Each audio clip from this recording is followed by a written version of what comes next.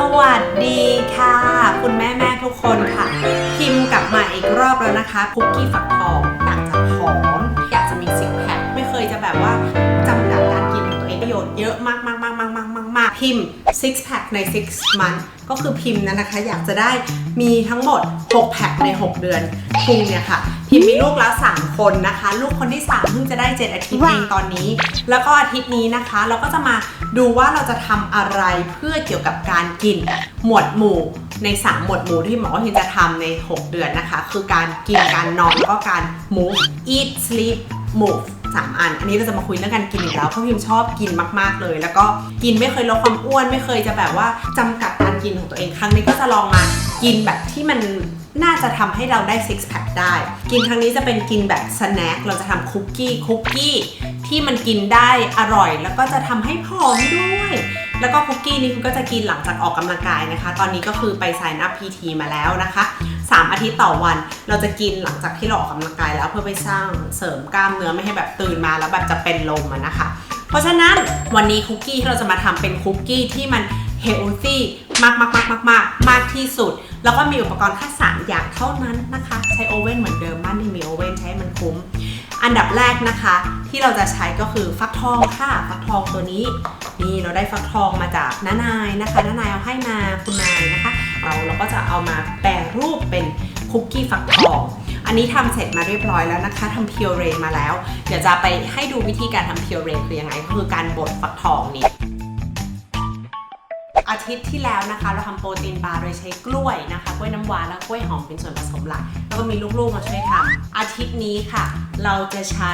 ฟักทองค่ะเป็นส่วนผสมหลักในการทำโปรตีนบาร์หรือคาร์โบไฮเดรตบาร์เป็นสแน็คแทนที่เราจะไปสั่งแบบพวกบาร์บินขนมครกเลยที่เราชอบกินนะคะก็จะมาทำตัวนี้แทนใช้ฟักทองค่ะเราลองมาดูซิฟักทองมันมีประโยชน์มากน้อยแค่ไหนปรากฏมันมีประโยชน์เยอะมาก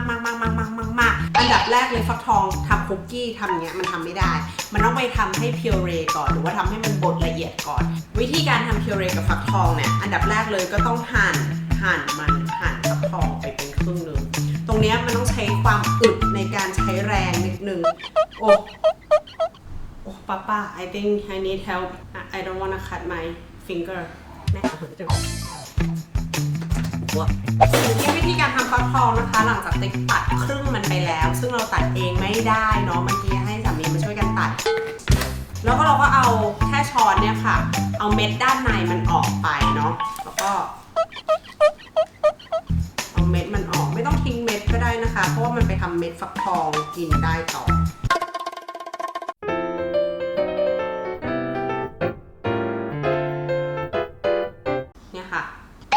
ก่อนอื่นนะคะพิมต้องบอกมาก่อนเลยว่าพิมไม่ใช่นักโภชนาการไม่เคยเรียนด้านโภชนาการแล้วก็ไม่ใช่เอ็กซ์เพิร์ทใดๆทั้งนั้น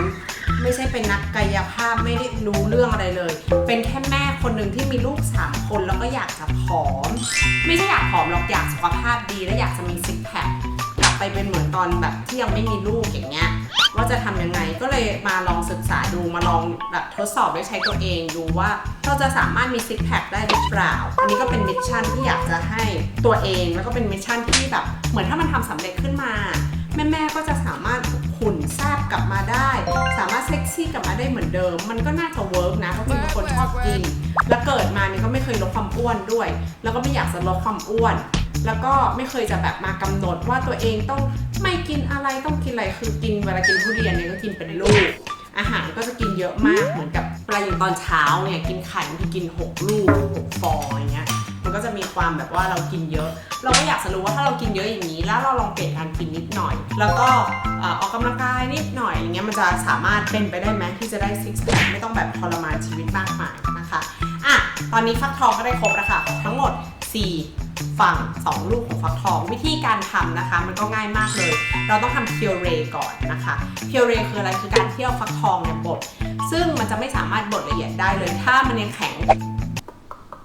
แบบนี้นะคะเพราะฉะนั้นเราก็จะไปเข้าตู้อบค่ะพิมจะไปเข้าตู้อบนะคะ180 องศาทั้งหมด35 นาทีวิธีการเอาเข้าตู้อบก็แค่ผ่าครึ่งมันแล้วก็เอาเม็ดด้านในมันออกแล้วก็คว่ำอย่างนี้แค่นี้เองเอาใส่ในกระดาษแล้วก็เข้าตู้อบค่ะแล้วก็เดี๋ยวมาเจอกันอีก35 นาทีนะคะ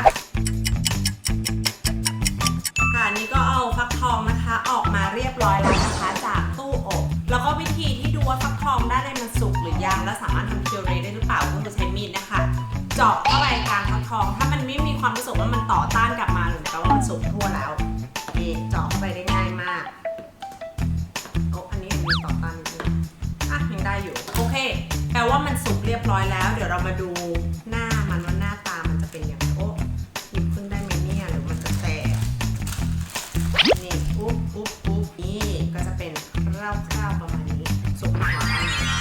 แล้วก็สิ่งที่เราจะทำนะคะเราก็จะใช้ตัวฟักทองเนี่ยเอาเปลือกมันออกแล้วเราก็จะมาทำพิวเรนะคะเปลือกออกไปนี่เปลี่ยนใจค่ะเรียบร้อยแล้วเราก็จะเอาเนื้อฟักทองนะคะมันออกมาหลังจากที่เราต้มตัวอบเรียบร้อยเราก็จะเอาเนื้อมันออกมาเราจะมาทำพิวเรกันนะคะเนื้อมันก็จะออกมาได้ง่ายมากเลยเราได้มาแล้วนะคะฟักทอง2ลูกก็ประมาณเนี้ยหม้อนี้คิดว่าไม่น่าจะใช้หมดนะคะสำหรับการทำคุกกี้สำหรับเรากิน1 อาทิตย์ถ้าใครเนี่ยมีเครื่อง processor food processor ก็จะสามารถเอาไปเข้าไปปั่นได้เลยแต่เพราะว่าเราที่บ้านเราไม่มีเราก็จะใช้มือในการบดซึ่งมันก็ง่ายมากมันก็แค่แบบรีดมันเข้าไปแล้วก็บดมันเข้าไปใช้ช้อนหรือใช้ซ่อมก็ได้นะคะใช้ซ่อมก็จะมีความแบบรูของมันแล้วก็จะทำให้มันบดไปได้จะใช้ซ่อมเนี่ยค่ะในการบดมันไปเรื่อยๆก็ไม่ได้ยากลำบากเพราะว่ามันสุกแล้วแล้วก็ถ้าใช้เครื่องปั่นมันก็จะเร็วกว่านั้นเยอะเลยตัวนี้พิวเรนะคะสามารถเอาไปทำได้หลายอย่างเลยสามารถทำซุปฟักทองนะคะสามารถเอาฟักทองตัวพิวเรเนี่ยไปใส่กับโยเกิร์ตกินก็ได้ก็จะทำให้มีสุขภาพดีมากขึ้นขับถ่ายได้ดีขึ้นเพราะมีกากใยได้เนื้อประมาณนี้นะคะเนื้อละเอียดสวยๆนี่ค่ะได้แล้วฟักทองนี่ค่ะฟักทองอันดับที่2ซุปเปอร์ฟู้ดอีกเหมือนเดิมก็คือตัวข้าวโอ๊ตนี่เองค่ะข้าวโอ๊ตตัวนี้แล้วก็นี่ดูนี่น่าจะง่ายกว่าข้าวโอ๊ต3นะคะเพื่อเพิ่มความหวานของมันก็คือน้ำผึ้งป่านะคะสำหรับคนที่อยากจะกินเป็นวีแกนอยากจะกินแบบที่ไม่มีอะไรที่มันเป็นสัตว์เลยนะคะก็เปลี่ยนน้ำผึ้งป่าเป็นเมเปิลไซรัปได้แต่บ้านพิมไม่มีไปหาซื้อแล้วมันไม่มีก็เลยใช้น้ำผึ้งเหมือนเดิมเนี่ยแหละมันก็จะได้ความหวานมาจากธรรมชาตินะคะ3อย่างที่เหลือเป็นออปชั่นอลเนาะเป็นออปชั่นอลที่พิมจะใส่ลงไปก็คือซินนามอนแนะนำมากๆนะคะที่ใส่เพราะว่ากลิ่นมันจะหอมดี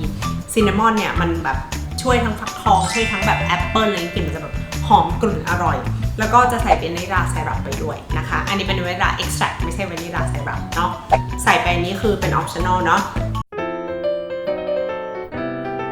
พิมจะใช้ฟักทองเยอะนิดนึงก็จะใช้ไปทั้งหมด400 กรัมเพราะเราจะแบบทำกินทั้งอาทิตย์เนาะแล้วก็ข้าวโอ๊ตก็จะได้400 กรัมเหมือนกันนะคะก็จะได้ประมาณ2 ถ้วยฟักทอง1 ถ้วยข้าวโอ๊ตประมาณ2 ถ้วยมันก็จะได้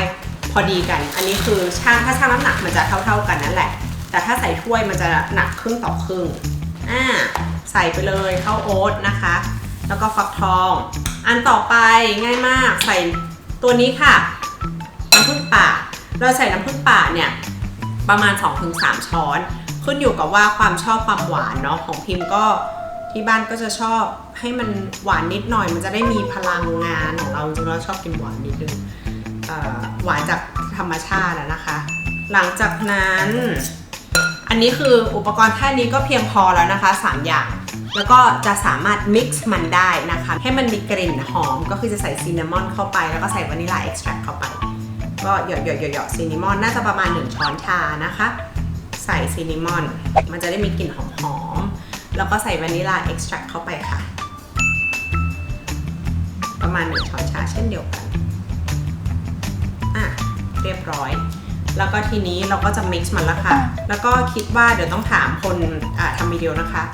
Do you wanna put chocolate in? Yes.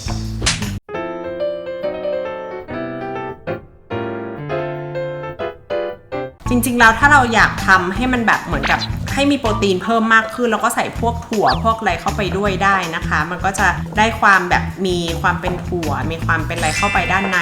ก็จะได้ช่วยให้มีโปรตีนมากขึ้นเนาะแต่นี้เราจะใส่แค่ฟักทองแล้วก็ใส่แค่ข้าวโอ๊ตทำไมฟักทองมันถึงมีประโยชน์วันนี้มาคุยเรื่องฟักทองกันนะคะฟักทองมีประโยชน์ก็เพราะว่า 1เนี่ยฟักทองเนี่ยมันเป็นพืชใต้ดินที่มันมีคุณค่าค่อนข้างสูงมากเลยไม่ว่าจะเป็นวิตามินต่างๆมีวิตามินนะคะมีเบต้าแคโรทีนวิตามิน A สูงมีแคลเซียมวิตามิน C แล้วก็วิตามิน B ต่างๆนะคะอันที่2คือฟักทองเนี่ยมันเป็น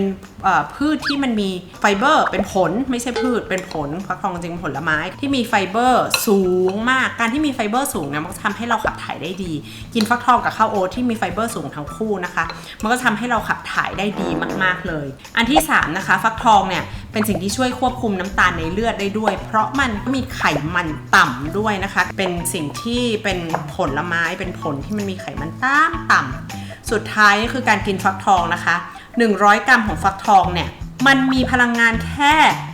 26แคลอรี่เอง100 กรัม26แคลอรี่ถือว่าน้อยมากๆเลย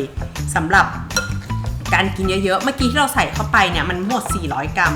กินเข้าไปเนี่ยก็มีแค่100แคลอรี่เองถ้าเรากินฟักทองเปล่าๆเนี่ยที่ทั้งถ้วยเมื่อกี้กินก็น่าจะอิ่มมากเลยค่ะมันก็มีแค่100 กรัมเองถือว่าแคลอรี่น้อยมากๆนะคะสำหรับ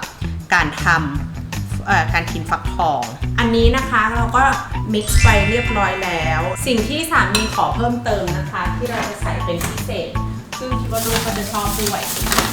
ดาร์กช็อกโกแลตใส่มันเข้าไปเพราะว่าเขาอยากกินดาร์กช็อกโกแลตด้วยมันก็จะเป็นแบบว่าคุกกี้ฟักทองข้าวโอ๊ตแล้วมีความดาร์กช็อกโกแลตไปด้วยสำหรับใครที่ไม่อยากกินช็อกโกแลตก็ไม่จำเป็นต้องใส่นะคะนี่ดาร์กช็อกโกแลตก็มันมีน้ำตาลแหละน้ำตาลมันก็เยอะอยู่แต่ว่าเราก็อยากกินแหละใส่ไปละดาร์กช็อกโกแลตหลังจากที่ mix เรียบร้อยแล้วนะคะเราก็จะได้เนื้อฟักทองผสมกับโอ๊ตอย่างนี้ประมาณนี้เราก็จะทำคุกกี้ในการที่เราจะปั้นคุกกี้เนาะเนื้อมันก็จะได้เลิศมากติดกันดีมากๆก็จะปั้นเป็นคุกกี้แผ่นกลมๆแล้วก็น่าจะประมาณ50 กรัมต่อ1อันเรากินเราจะได้รู้นี่ประมาณ50 กรัมก็จะได้ประมาณนี้ก็จะได้คุกกี้ฟักทองที่เป็นแบบก้อนกลมๆประมาณนี้ก็มาเรียงวางกัน